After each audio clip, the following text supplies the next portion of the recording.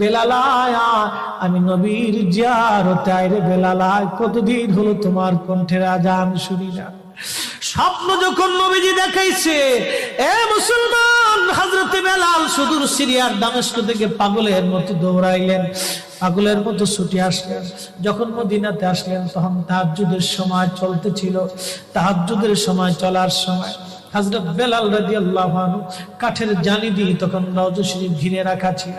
ওই জালির পাশে বসে বসে জালির সঙ্গে মাথা ঠেকাইয়া নবীর পাগল বসে বসে গুনগুন গুনগুন করে কাঁদে আর বলে, হুজুর আপনি আসতে বলেছিলেন, গোলাম এসে হাজির হয়েছে। নবী গো, আজান দিতে বলেছেন, আমি আজান দিলে আপনি আগে নামাজ আসতেন, এখন আজান দিলে কি নবী আপনি নামাজে আসবেন? হুজুর এখন আজান দিলে কি আপনি নবী নামাজে আসবেন? নতুন মুয়াজ্জিন আসছে আজান দেওয়ার জন্য।